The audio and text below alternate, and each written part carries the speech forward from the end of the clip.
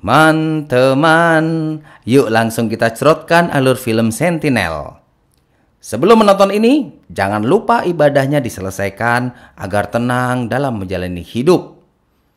Wanita ini bernama Clara. Clara salah satu tentara terbaik dalam angkatannya. Setelah beda tugas dari Suriah, Clara dapat masalah dari keluarga Leonid Katnikov yang berasal dari Rusia. Saran kami, gunakan headset, headphone, atau gunakan speaker agar suara terdengar yahut. Ayo capcus yuk, bergedek. Bioskop tanpa nama segera dimulai. Alur film ini berjudul Sentinel. Di salah satu sudut kota Suriah, Angkatan Darat Prancis, Divisi Operasi Sentinel sedang menangani teroris. Di dalam tank, dua orang anggota sedang menanyai wanita tentang keberadaan suami yang diduga teroris. Dengan teknik Clara, akhirnya wanita tersebut mengatakan keberadaan suaminya. Tidak lama kemudian, pasukan menuju pada lokasi teroris. Lokasi pertama ternyata salah sasaran. Clara berkata, "Sepertinya ada yang salah, bukan ini tempatnya." Lalu mereka kembali berjalan menyusuri bangunan tua. Dalam salah satu bangunan, terlihat bapak tua dan bocil sebagai anaknya. Bocil dan Clara saling tatap muka. Terjadilah tanya jawab soal senjata. Tiba-tiba mendengar suara tembakan. Mereka menunduk dan ada yang tiarap. Baku hantam tidak terelakkan. Mereka saling membalas. Di antara desingan peluru, mata bapak tua dan anaknya harap-harap cemas. Clara sekali waktu memperhatikan bocil. Ketika area sudah aman, mereka turun ke bawah.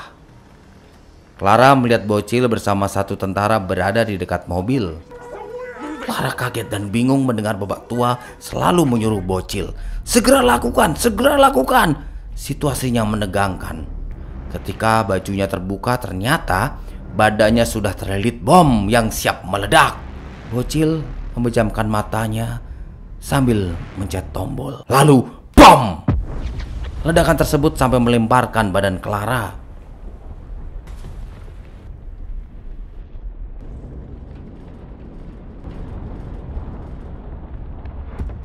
Scene selanjutnya, Clara trauma oleh ledakan dan mengalami sakit kepala migrain yang menyebabkan ketergantungan obat dan dipindah tugaskan ke daerah Nice.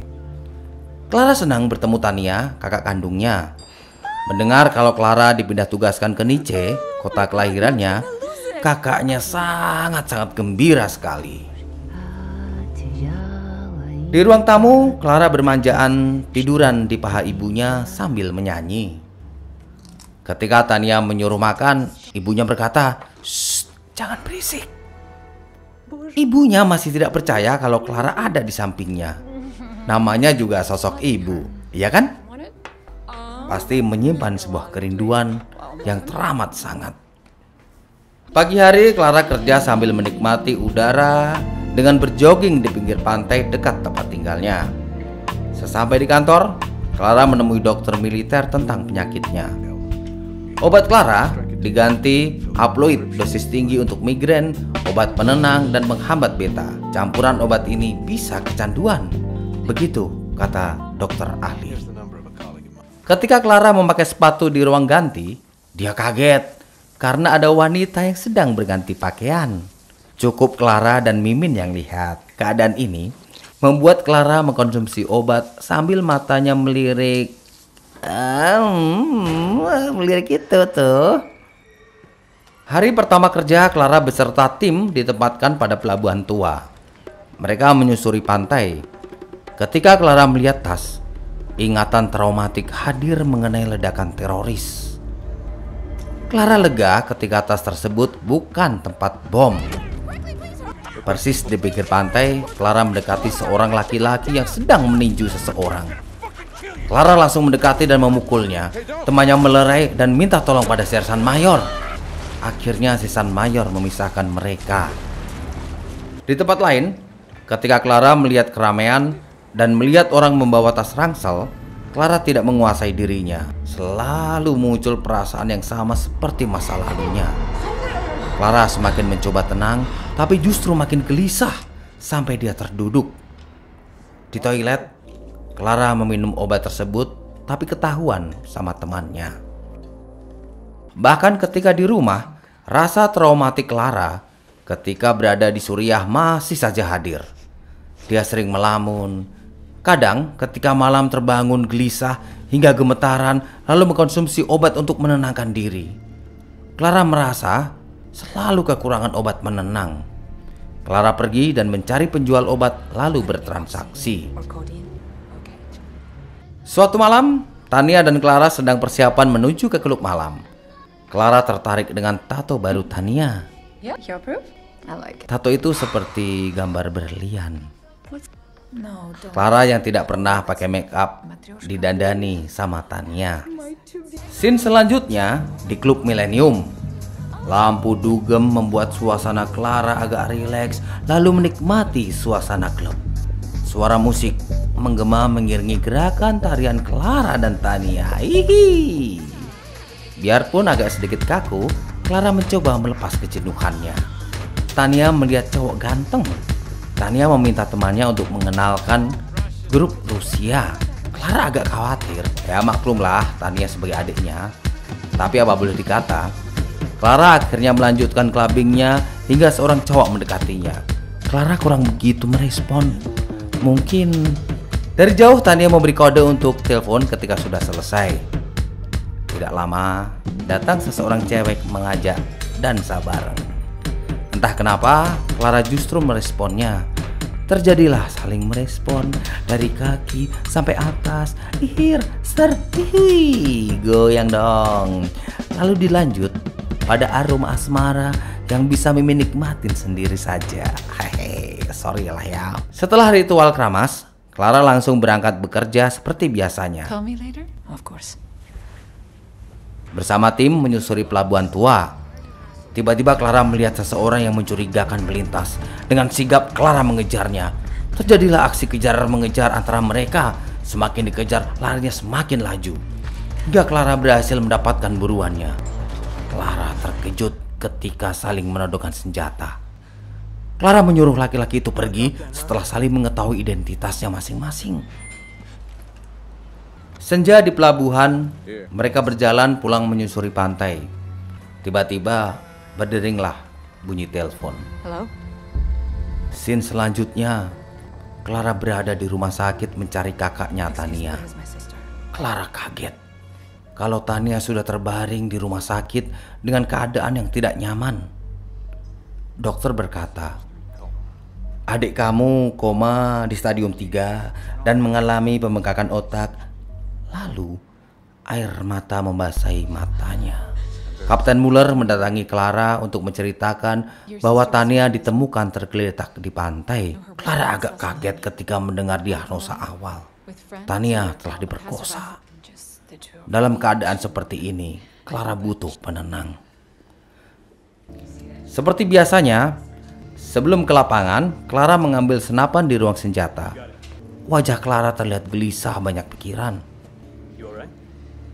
Aku turut prihatin mengenai adikmu, begitu kata temannya. Clara menuju klub Millennium, tempat awal peristiwa tersebut. Clara bertemu dengan manajer klub dan minta CCTV ketika Tania bertemu geng Rusia. Clara menemui polisi bernama Kapten Muller, bagian kriminalitas. Clara berkata, aku tidak bisa menahan diri. Pelakunya bernama Ivan Katnikov, putra Leonid Katnikov yang merupakan taipan Rusia yang sangat berpengaruh, dihormati dan dilindungi. Sejak kejadian tersebut, Ivan bersembunyi di villa ayahnya, tapi tempat itu termasuk villa berstatus konsulat, tidak bisa masuk begitu saja. Begitu kata Kapten Muller.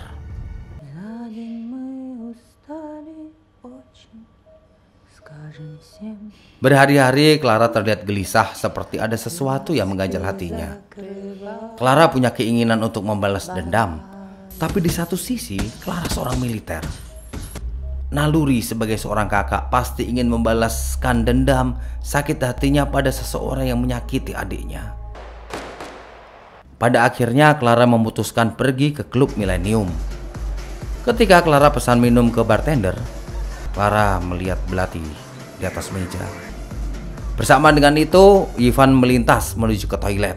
Tanpa pikir panjang, Clara ngegas ke toilet menghampiri Ivan dan mengancam Ivan dengan pisau tersebut, lalu menginterogasinya. Tapi datang anak buah Ivan. Terjadilah aksi perkelahian di ruangan toilet. Dengan keahlian militernya, Clara menghajar dua anak buah Ivan. Bang bung, bang bung, bang bung. Ketika mereka kelengar, datang manajer klub serta dua bodyguard dan menyuruh Clara dibawa keluar. Kejadian demi kejadian, Clara bertambah gelisah dan ada niatan untuk membalas dendam. Clara memutuskan untuk mengambil sebuah pistol di ruang senjata dan berjalan menuju ke villa Leonid Katnikov. Sesampai di halaman villa, Clara langsung memasuki ruangan demi ruangan. Sesampai di lantai atas, Clara melihat ke bawah, tapi segera terdengar suara buk. Kepala Clara dicelupkan ke air. Lalu ketika diangkat, Leonid sudah membuka pembicaraan. Putramu perkosa adikku, kata Clara. Lanjut Leonid, saya dengar dari Ivan tentang keributan semalam di klub. Dan ternyata itu kamu. Adik kamu itu datang ke villaku bersama Ivan dan teman-temannya. Mereka minum vodkaku, bahkan berenang setengah pakaian. Dan semua orang melihat tato berlian yang indah di pahanya. Asal kamu tahu bahwa Ivan tidak suka dengan wanita. Setelah berkata, Leonid mengangkat telepon. Sepeninggalan Leonid, Clara dicelupkan lagi ke bak kamar mandi. Tapi dengan begitu, Clara justru menggunakan kesempatan ini untuk menghajar anak buah Leonid. Dengan sisa tenaga, Clara berlari terjun ke kolam renang dan keluar melalui pintu belakang.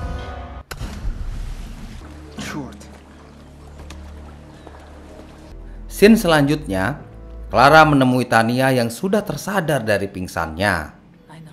Tania bercerita kalau Ivan, pemuda Rusia tersebut, tidak bersalah.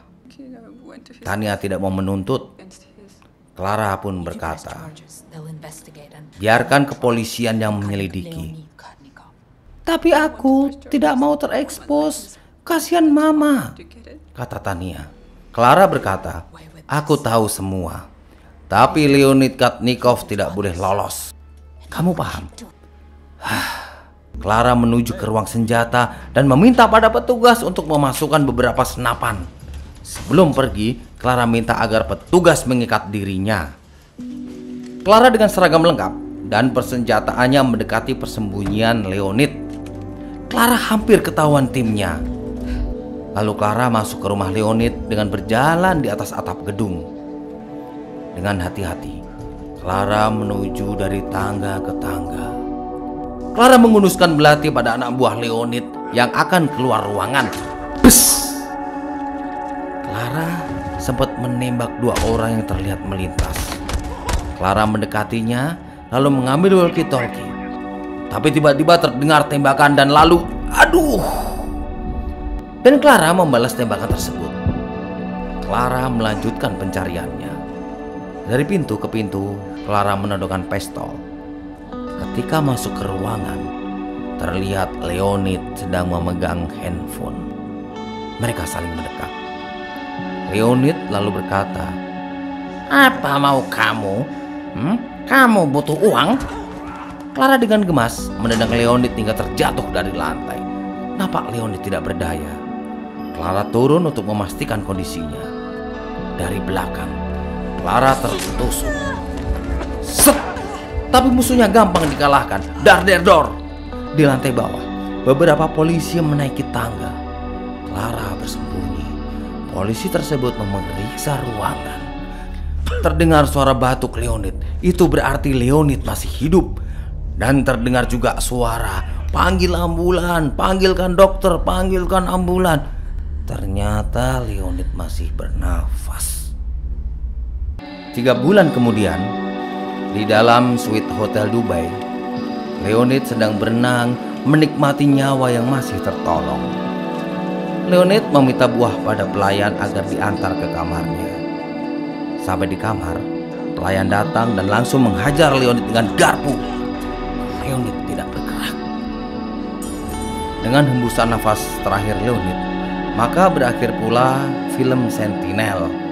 Teman-teman, yuk mari kita tuliskan beberapa komentar tentang makna dari film tersebut. Baiklah, semoga tayangan ini bermanfaat, setidaknya bisa untuk menjadi hiburan. Salam kenyal-kenyal dari kami dan selamat beristirahat. Terima kasih.